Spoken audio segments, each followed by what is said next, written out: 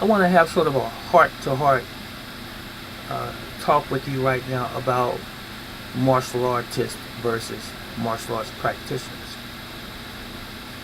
Everyone that studies and practices martial arts are not all necessarily martial artists. Real martial artists are martial scientists. I'm going to qualify that.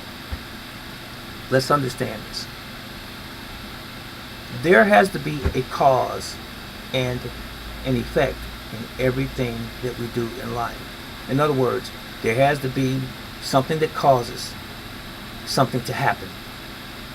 It is, for example, if I jump up, I had to first bend my knees, and then I pushed from my lower extremities, which were my toes and the balls of my feet, in order to jump.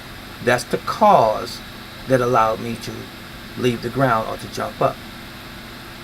If I hold my hand in this position here, I draw it back, and I strike forward, executing Guai Choi or Cap Kwan, or you rake in a back fist if you will. This is the cause, me drawing in or preparing. And then the fact that I use my shoulder muscles in a relaxed motion going forward with momentum developing over a period of time until impact, like so. That's the reaction, especially when I hit a target. There's a cause and then there's an effect. I hope that was adequate enough. So what I'm saying is this. Everyone is practicing martial arts is not practicing the science of martial arts. They're not practicing physics, what makes the thing work. There are a lot of people who throw punches and throw kicks and don't understand how to develop actual power. They're just using their own natural body's power, that thing that they were born with. If they go to the gym and work out and they have a little strength, they're using their natural power, okay, or their natural strength. But they're not thinking about, I stand a certain way, I employ my shoulders, I use my abdominal region when I throw a reverse punch, for example, and I tense at the moment of impact and exhale, like that.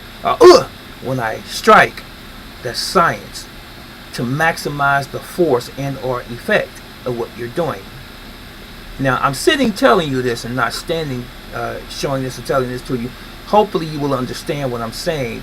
Every explanation and every demonstration does not necessarily have to be in a dojo or a dojang to come across to the audience. Sometimes we have to listen, which is a lost art almost nowadays. It is quite possible for you to become a scientist of martial arts if you really are devoted to it. Now, I've seen many people in martial arts tournaments, karate, kung fu, jiu-jitsu, and so forth. They stand on the sidelines, and it's my strength and my brawn and my ego versus the other person standing on the opposite side of me, as opposed to strategy. You have to think strategy, but you don't necessarily bring that strategy to the training place or to the competition on that same day. You practice this for months and even years before you even get to a sporting event. This is done at home. Home meaning your training hall, your dojo, your dojang, your kun. So you do all of your things, all your training that is, and make all of your mistakes in the dojo.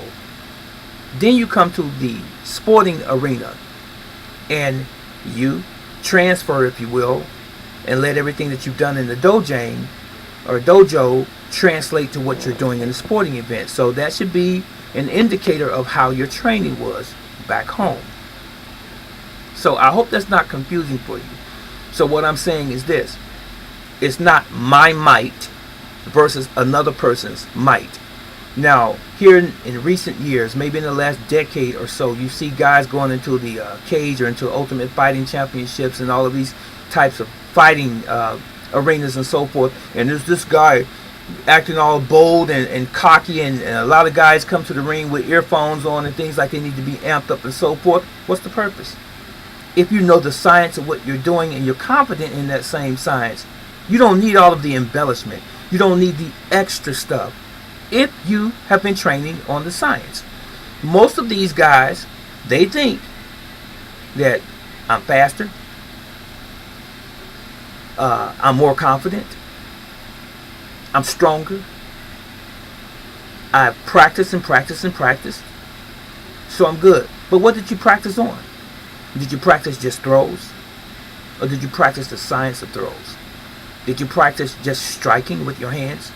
Or do you understand how to use the angles when you strike as opposed to just fighting linear or straightforward? Do you understand how to execute combinations? Do you know how to attack by drawing a response from your opponent?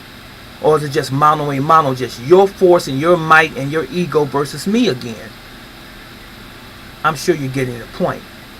So everyone that you see in martial arts tournaments, everyone that you see that say that they study martial arts, doesn't make them a martial artist. It is the person who has devoted their lives to understand how how martial arts techniques work and strategies to make them work. Do you understand the principles of leverage? You know what a primary lever is in judo, jiu-jitsu, and aikido? Do you understand an arm lock, a wrist lock, what makes it work? Do you understand inertia? Do you understand balance, speed, and flexibility? Do you understand mass times acceleration equals what? Do you understand that? Centrifugal force and centripetal force, do you understand that? Do you understand how these forces work? And do you apply them, and do you know how to apply them in your dealing with another opponent? Understand this. You're never supposed to think if you really know martial arts. If you really, really, really know martial arts. Note the word K-N-O-W. Know. When you know something, it is who you are. You don't think about it. It's a Japanese expression called mushin noshin.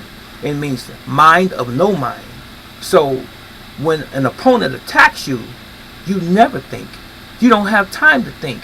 The thinking happened in your training hall, your dojo. That's where your training has happened, and that's where your thinking process goes on. But when you're standing in front of a living, breathing, moving human being with the intent on hurting you, it takes over.